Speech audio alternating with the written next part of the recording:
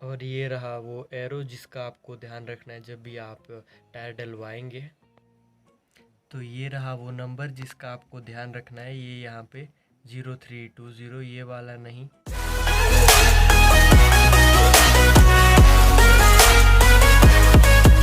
जय शंकर महाराज, कैसे हैं आप लोग? उम्मीद है ठीक होंगे। मेरा नाम है मोहित शर्मा और आप देख रहे हैं मेरा और आपका अपना यूट्यूब चैनल हिमाचली थ्रॉटल। तो आज जिस टॉपिक के बारे में हम बात करेंगे वो आपने टाइटल और थंबनेल से तो देख ही लिया होगा। आज हम बात करने वाले हैं कि कैसे जो डीलर्स होते हैं जिनसे आप टायर लेते हैं वो कैसे आपको बेवकूफ़ बनाते हैं। न्यू टायर देने के बाद भी कैसे आपकी क्या क्या गलतियां होती हैं जब आप एक नया टायर लेते हैं, किन किन बातों का आपको ख्याल रखना चाहिए जब आप एक नया टायर लेते हैं। वो आपको देते तो नया ही टायर हैं लेकिन फिर भी वो आपको बेवकूफ़ बनाते हैं। तो चलिए करते हैं वीडियो को शुरू और बात करते हैं इन सारे टॉपिक्स की। और एक मिथ थी कि जब भी हम नया टायर लेते हैं तो उसको एकदम रफ ड्राइविंग करके नहीं चलाना चाहिए, कि उसको एक थोड़े पीरियड के लिए थोड़ा आराम से चलाना चाहिए। तो क्या वो उस मिथ के बारे में भी हम बात करेंगे। तो चलिए करते हैं वीडियो को शुरू। अगर आप इस चैनल पर नए हैं और आपने अभी तक इस चैनल को सब्सक्राइब नहीं किया है तो जल्दी से सब्सक्राइब कर लीजिए और बेल आइकन को प्रेस करके ऑल नोटिफिकेशन। तो मैं ये बात पहले ही क्लियर कर देता हूँ कि मैं किसी भी डीलर को ये ब्लेम नहीं कर रहा हूँ कि सारे ही ऐसे हैं, सभी ऐसा कर रहे हैं, लेकिन कुछ डीलर्स हैं अभी जो ऐसा कर रहे हैं। तो जब भी मेरे आइडिया से मैं बताता हूँ, मैं भी पहले यही करता था, लेकिन जब मुझे पता चला इस फैक्ट के बारे में तो फिर मैंने देखना शुरू किया, जो कि मैं अभी आगे वाली वीडियो में आपको बताने वाला हूँ। लेकिन अभी तक अगर आप इस चैनल पे नए हैं और आपने अभी तक इस चैनल को सब्सक्राइब नहीं किया है तो चैनल को सब्सक्राइब ज़रूर करें, क्योंकि इसी से हमें मोटिवेशन मिलती है और ऐसी वीडियोस बनाने की। तो जब भी आप एक नया टायर लेने जाते हैं अपने गाड़ी या कार के लिए, तो आप सबसे पहले मैं बताता हूँ कि आप लोग क्या देखते हैं। आप देखते हैं कि टायर में कोई मिट्टी वगैरह तो नहीं लगी है, या टायर कहीं सेकंड हैंड ही तो नहीं दे रहे हैं, या चला हुआ तो नहीं है ज़्यादा। आप फर्स्ट थिंग ये देखते हैं। और दूसरा जो आप देखते हैं उसमें ये कि टायर का ग्रिप कैसा है।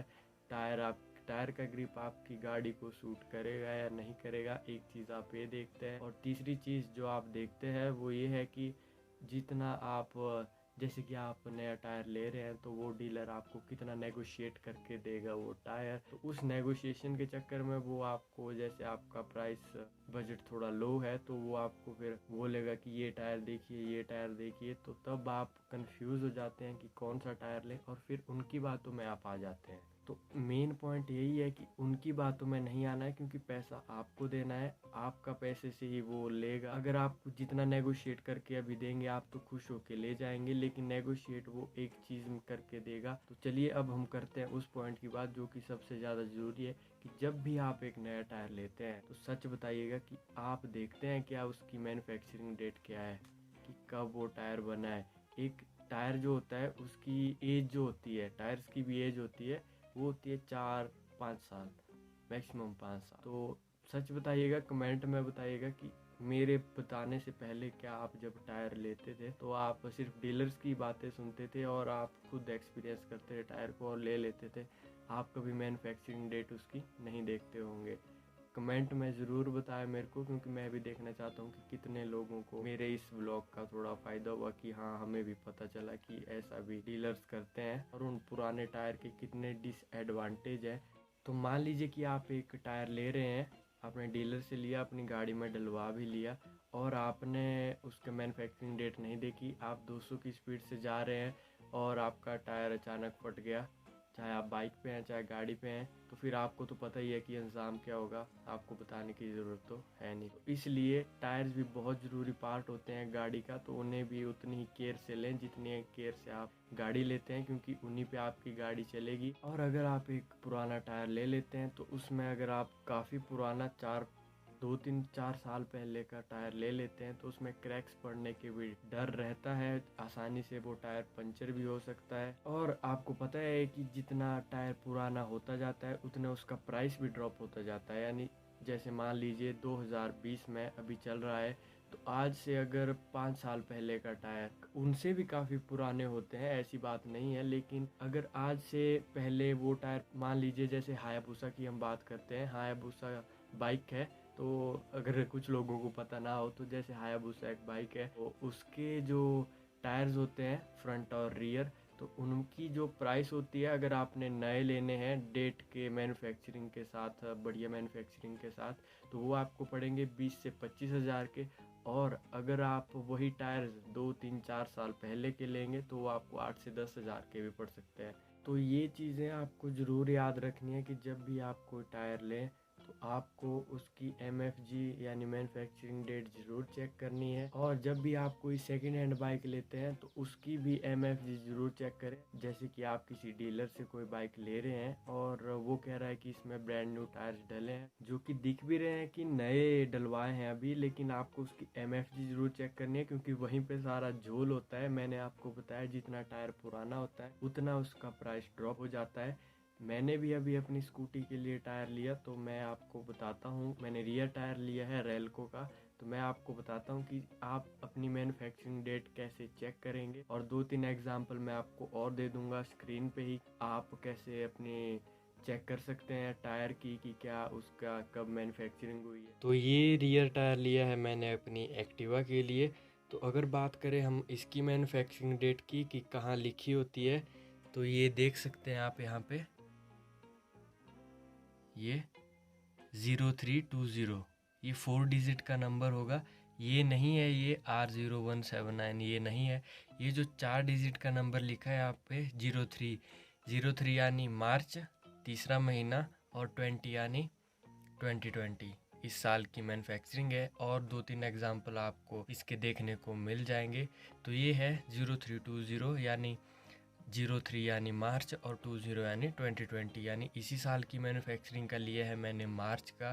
तो ये बात आपको ज़रूर याद रखनी है कि मैन्युफैक्चरिंग ज़रूर देखें जब भी आप कोई नया टायर लें।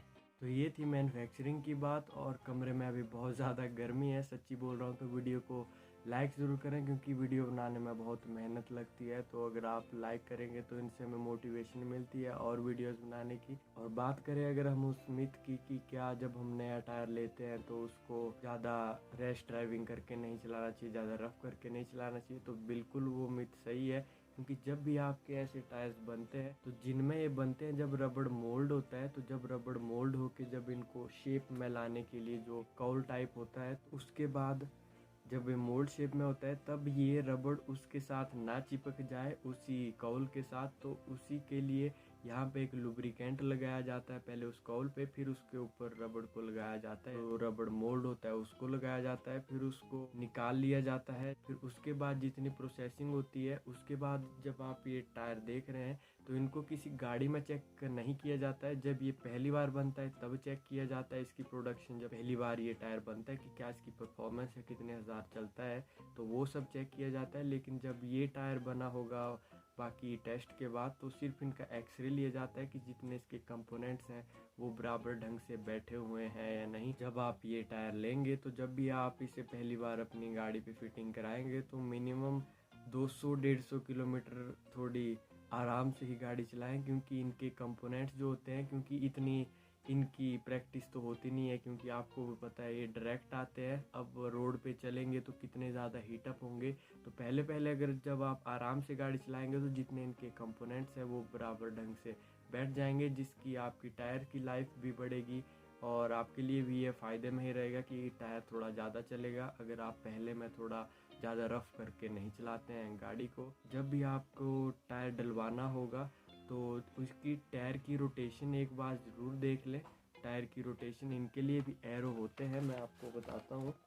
जैसा कि आप देख सकते हैं यहाँ पे, ये टायर की रोटेशन है कि ये आगे की तरफ है, और इस साइड भी होगी। ये देखिए, इस साइड ये इस तरफ है, इस साइड ये इस तरफ है। ज़रूर ध्यान रखें कि टायर की डायरेक्शन एकदम बराबर हो। अगर आप ये टायर उल्टा डलवाते हैं तो ग्रिप उल्टा चलेगा इसका टायर का, तो फिर पानी में चलेगी तो पानी फिर उल्टा घूमेगा, क्योंकि इन्हीं की वजह से पानी जो साइड की तरफ जाता है वो इसी की वजह से जाता है, जितने भी ये ग्रिप्स आप देख रहे हैं। तो होप सो आपको ये व्लॉग पसंद आया होगा। अगर पसंद आया तो वीडियो को लाइक शेयर और कमेंट जरूर करें, और अपने दोस्तों के साथ भी ये व्लॉग शेयर करें, और चैनल को सब्सक्राइब जरूर करें। आपकी कोई क्वेरी है किसी भी टायर से रिलेटेड है, इस व्लॉग से रिलेटेड है, किसी भी चीज़ से रिलेटेड, तो अभी मेरा इंस्टाग्राम हैंडल यहाँ पे शो हो रहा होगा। तो ठीक है, आप सब रखिए अपना ख्याल। जय हिंद, जय शंकर महाराज।